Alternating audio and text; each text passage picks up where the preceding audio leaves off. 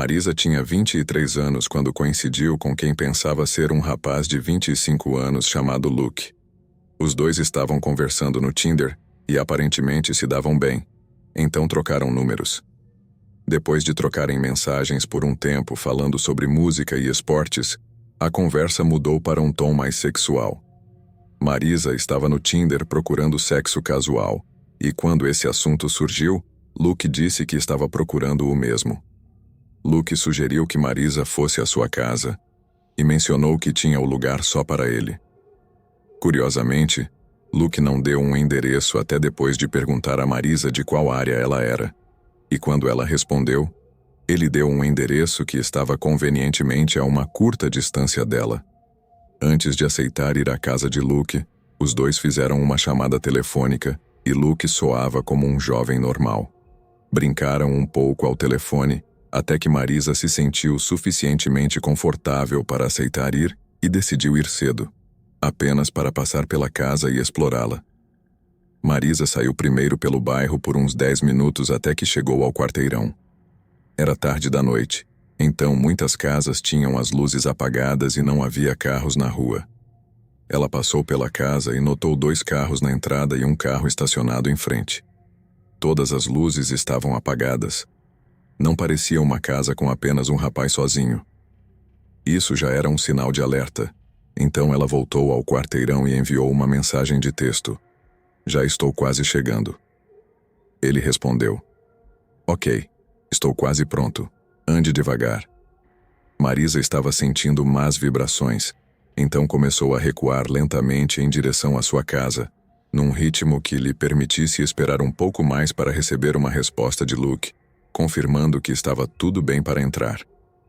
Mas de repente, Marisa ouviu um carro se aproximando da interseção no quarteirão atrás dela.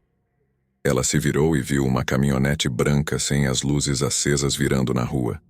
Marisa correu para se esconder ao lado da casa e observou a caminhonete estacionar ao lado da estrada. Ela simplesmente ficou ali e ninguém saiu. A caminhonete estava estacionada em algumas casas do endereço dado.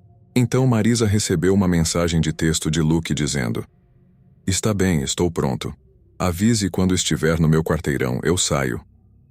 Marisa se virou e começou a correr pelo quarteirão discretamente, assegurando-se de permanecer perto das casas enquanto passava e não na calçada ou perto da rua. Ela correu a maior parte do caminho para casa, bloqueou o número e também denunciou o perfil do Tinder, apenas para garantir. Marisa e sua mãe foram ao endereço que a pessoa se passou por Luke deu, e a mulher que abriu a porta negou até mesmo ter filhos. Marisa e sua mãe foram a uma delegacia de polícia para relatar o incidente, para que as autoridades pudessem estar cientes e ligar qualquer relato futuro também. Devido à cautela de Marisa, ela evitou por pouco ser sequestrada pelo motorista daquela caminhonete. Este era o encontro de Tinder entre um rapaz chamado Chas e quem ele pensava serem 2 garotas da sua idade. Assim começou a conversa. Chas, acho você muito linda. Espero que sua amiga também seja. Garota, minha amiga é boba. Chas, bom saber. De onde vocês são? Então compartilharam suas localizações que não estavam muito longe uma da outra. Garota, você está ocupado esta noite? Chas, sim, estarei com vocês 2. Se quiser, pode vir por volta das 10. Garota, na verdade, nossos pais estão em casa. Se quiser, podemos nos encontrar no parque e encontrar um lugar para passar o tempo lá. Acho que podemos nos divertir. Chas, tudo bem. Quais são os seus números de telefone? Garota, vamos indo para o parque. Provavelmente estaremos lá em uns 10 minutos. Chas, perfeito. Em que lugar do parque vamos nos encontrar? Garota, pode nos encontrar junto à estátua no caminho de terra. É como uma trilha para passear com cães. Ninguém estará lá tão tarde, então podemos encontrar um lugar melhor juntos a partir dali. Chas, tudo bem. Acho que sei como chegar lá. Enviarei uma mensagem quando estiver lá. Chas chegou ao destino e enviou uma mensagem ao perfil das garotas dizendo que já havia chegado e perguntou: Vocês estão aqui? Este foi o último mensagem que ele enviou ao perfil antes de ser bloqueado e deixado sozinho no bosque do parque, em um caminho de terra completamente vazio de pessoas.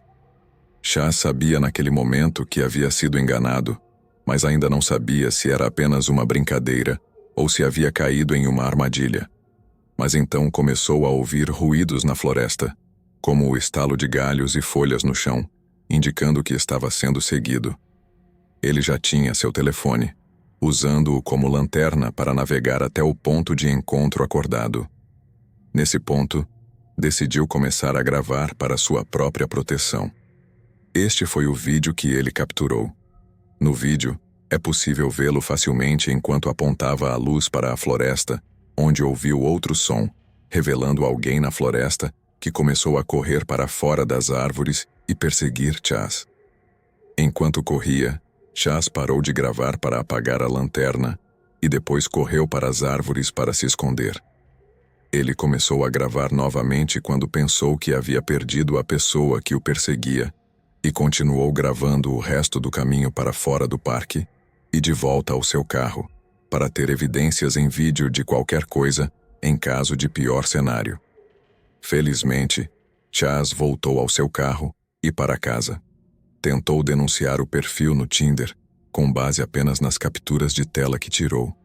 Mas o Tinder respondeu dizendo que não conseguiu encontrar nenhum perfil que correspondesse à descrição ou às imagens.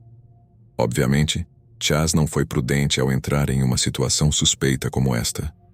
Os outros perfis se recusarem a dar seus números de telefone, assim como encontrar alguém pela primeira vez em um parque ao lado da floresta à noite, onde não haveria mais ninguém, são dois grandes sinais de alerta de que se tratava de algum tipo de armadilha. Ele teve sorte de conseguir escapar. Isso foi enviado por Jeremy, e essa era sua coincidência no Tinder.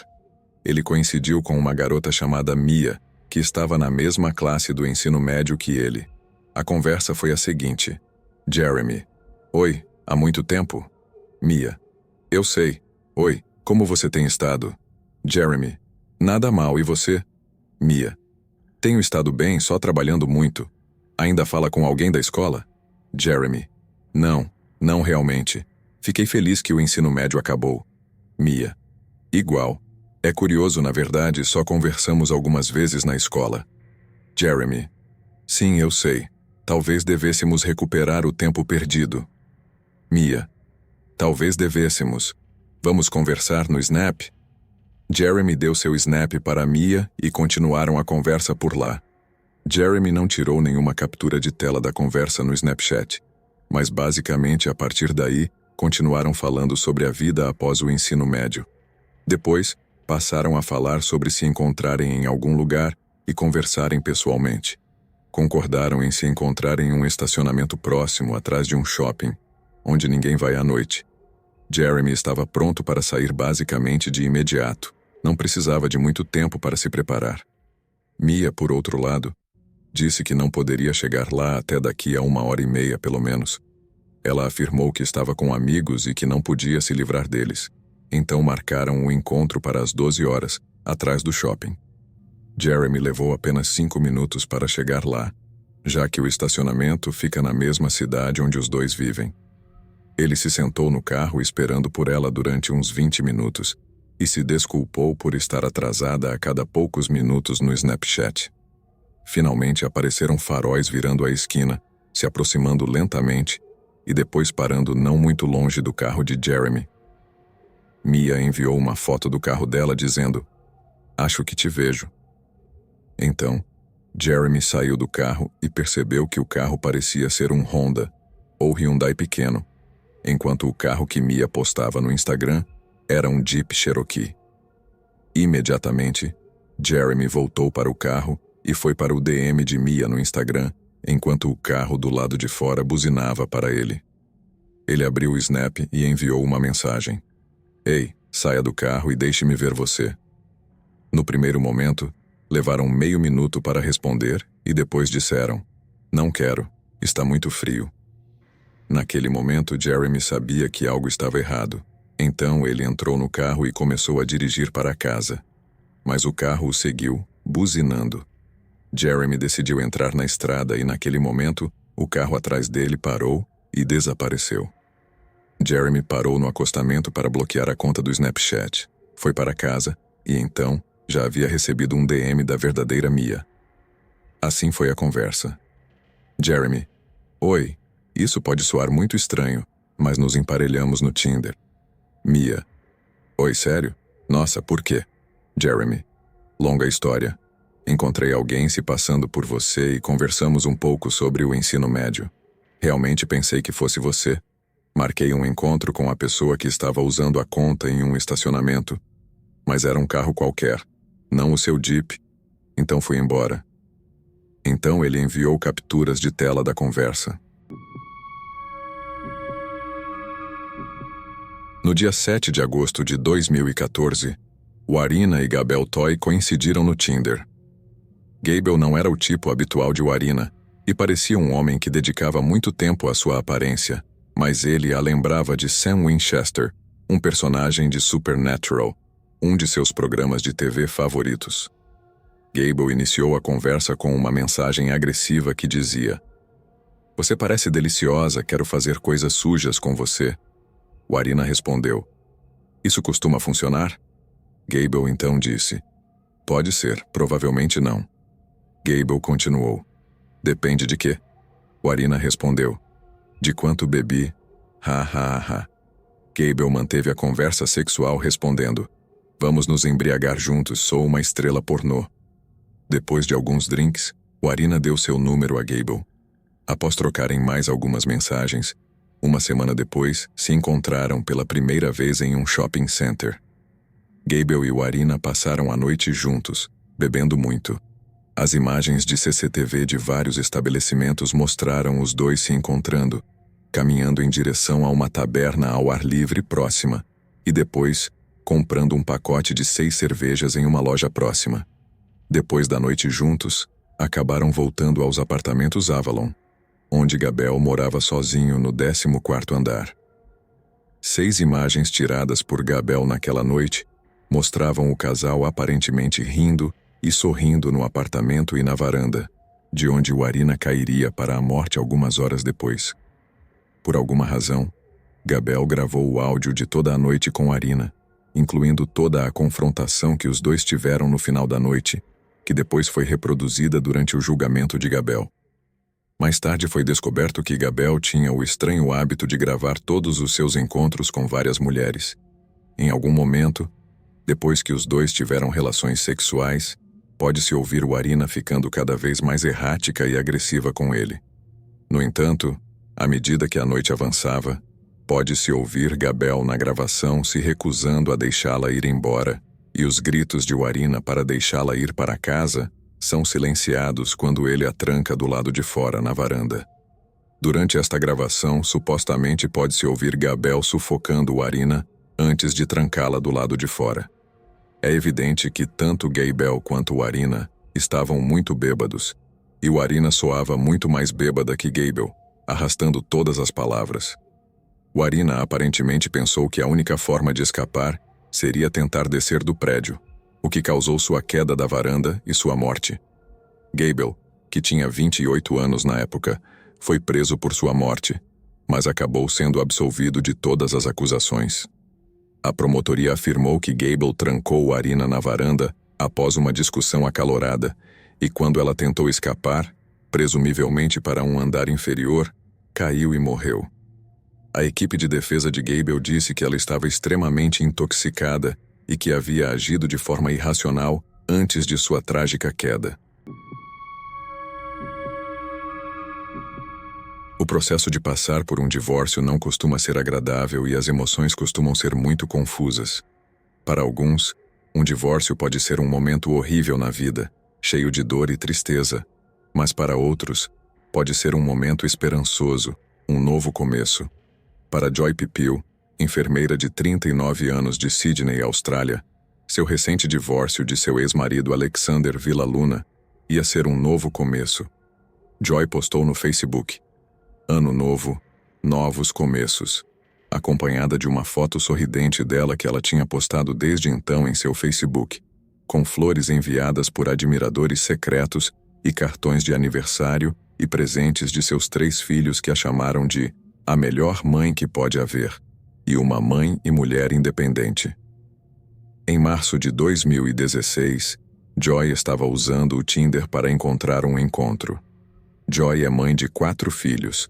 Ela cresceu nas Filipinas e depois se mudou para Auckland, Nova Zelândia, para se capacitar como enfermeira. E depois ela e sua família eventualmente se mudaram para Sydney. Enquanto estava no Tinder, coincidiu com um empresário de 53 anos, Keith Collins. Keith tinha 3 filhos e 4 enteados, e ambos gostaram de conversar. Decidiram marcar um encontro para o dia 30 de março de 2016. Foram jantar em um restaurante de churrasco coreano. Justo quando estavam terminando, um homem se aproximou e envolveu Keith com o braço. Era o ex-marido de Joy, Alexander. Ele perguntou a Keith o que ele estava fazendo com sua esposa. Keith disse que estavam jantando, e de repente Alexander agarrou Keith pelo pescoço com seu braço esquerdo e usou a mão direita para esfaqueá-lo no abdômen com uma faca de cozinha.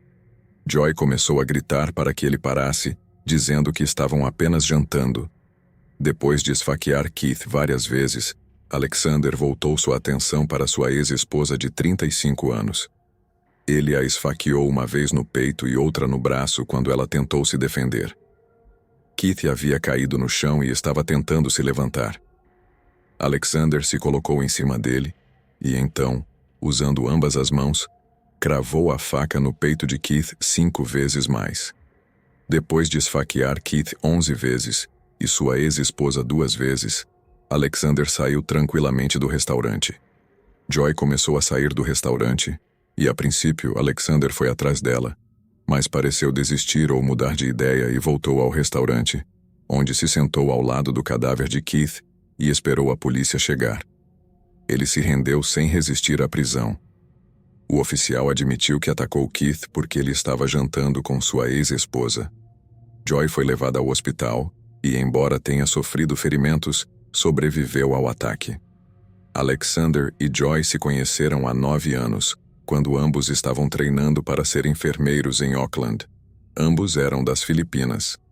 Joy afirmou que Alexander foi abusivo desde o começo de seu relacionamento. Não a deixava ter amigos e não a deixava sair de casa com frequência.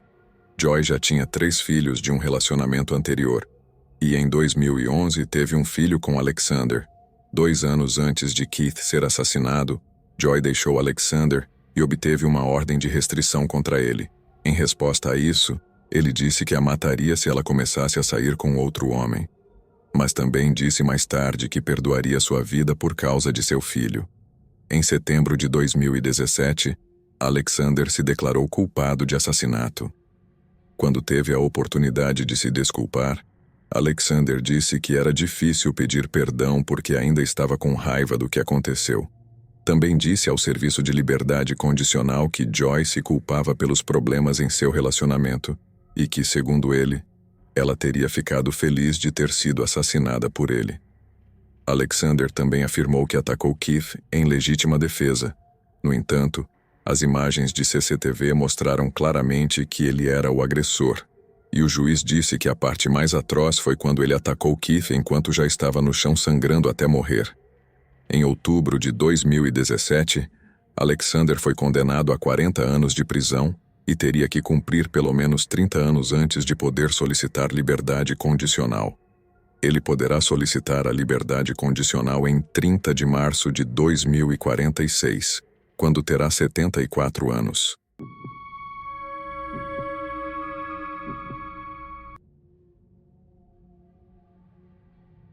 Na manhã do 26 de outubro de 2018, Grace, de 21 anos, dirigiu de sua casa no condado de Essex até o aeroporto de Heathrow, em Londres, onde embarcou em seu voo para o Peru. Ela passou os 10 dias seguintes viajando de ilha em ilha, antes de se dirigir a Auckland, Nova Zelândia, onde chegaria no dia 30 de novembro, às 9h45 da noite. 2 dias antes de completar 22 anos, Grace estava hospedada em um albergue onde fez amizade com alguns dos outros turistas e mochileiros.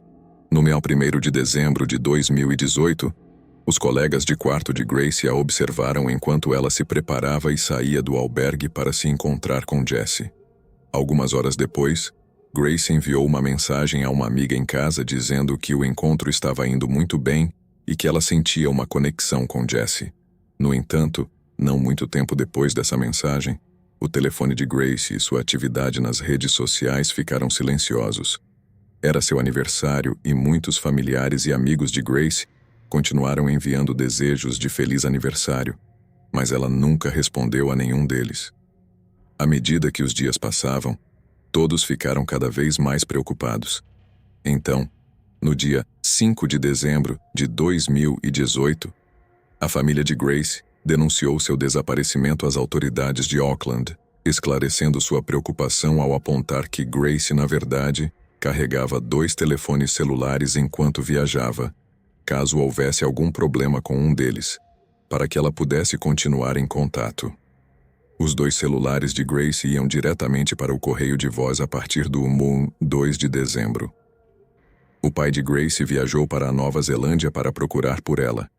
As imagens de CCTV captaram Grace saindo do albergue exatamente às 5h37 da tarde. Ela caminhou até um bar e cassino conhecido como Sky City, que ficava bastante perto de seu albergue, e esperou lá por alguns momentos até ver Jesse. Eles se abraçaram, depois entraram no Sky City por cerca de 90 minutos, enquanto tomavam algumas bebidas juntos e pareciam se dar bem. Continuaram o encontro no bar seguinte, conhecido como Mexican Café, onde tomaram mais algumas bebidas.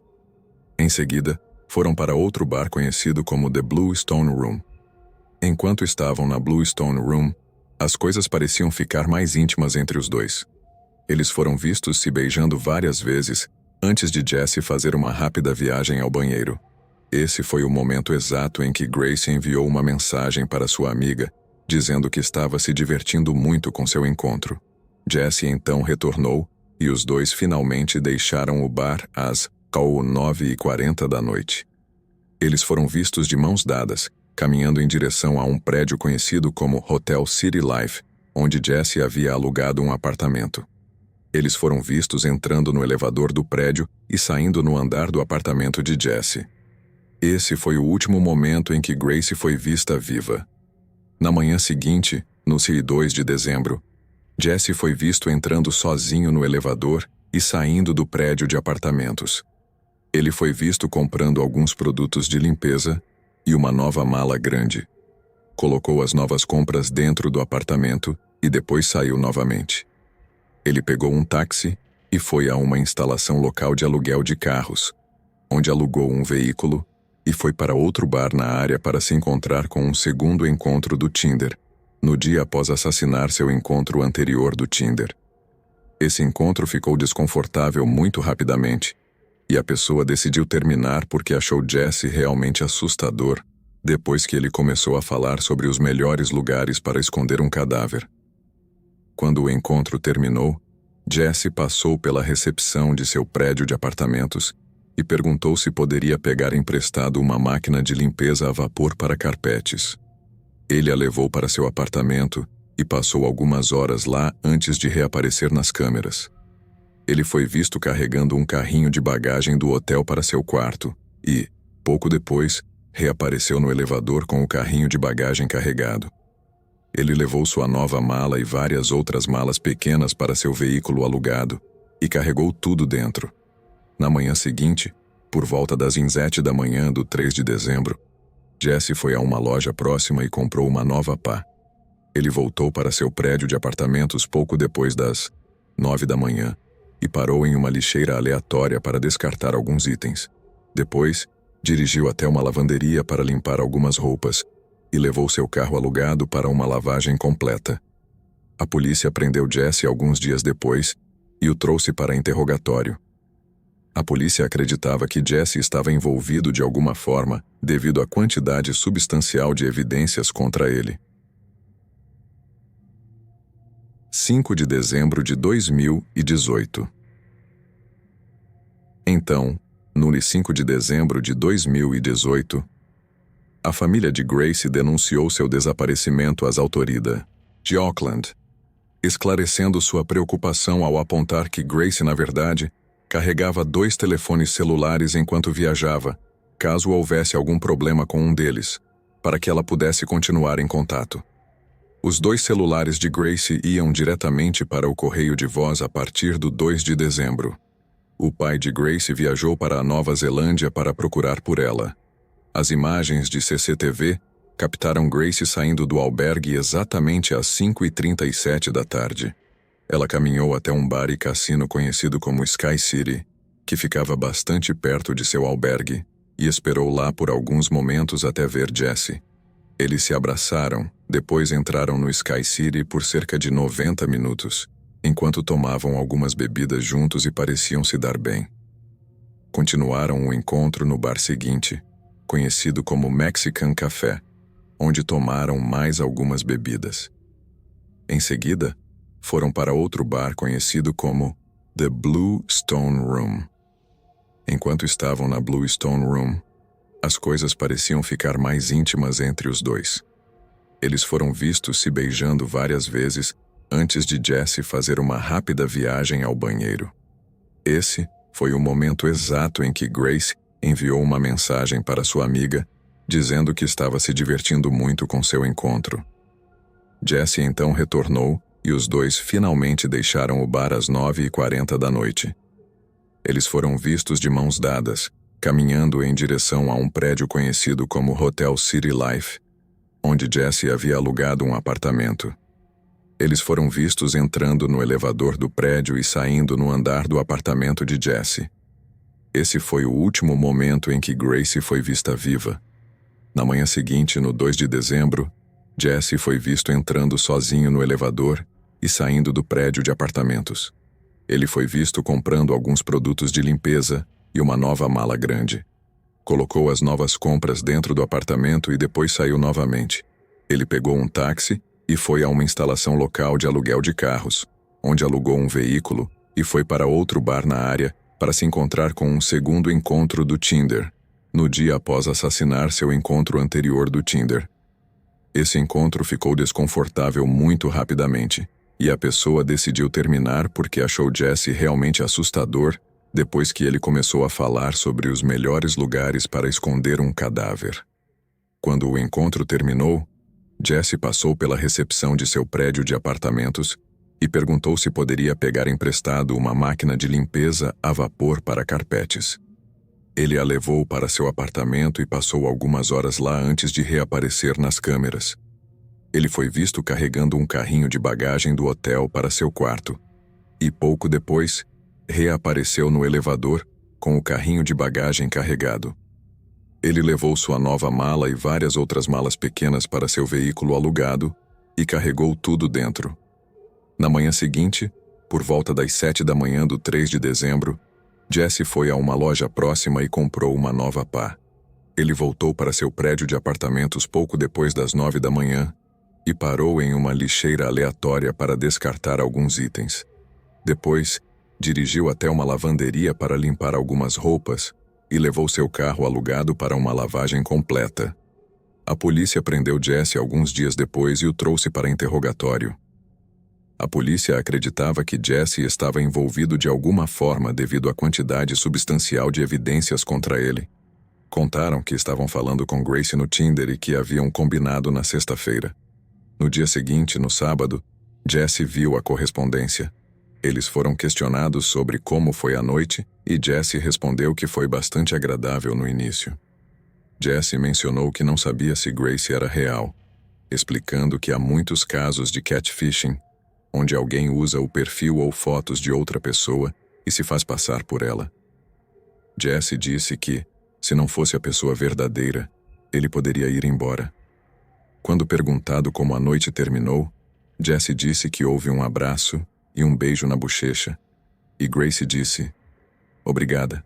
Foi um prazer conhecê-lo." Jesse então disse a Grace para avisá-lo sobre o dia seguinte, e ela respondeu, "Está bem," antes de ir embora. Ainda não se sabia se Grace havia sido assassinada ou não, e havia a possibilidade de ela ainda estar viva ou já estar morta. Quando perguntado se estava sendo acusado de algo que não fez, Jesse foi informado que estava sob custódia policial. Eles imediatamente obtiveram um mandado de busca para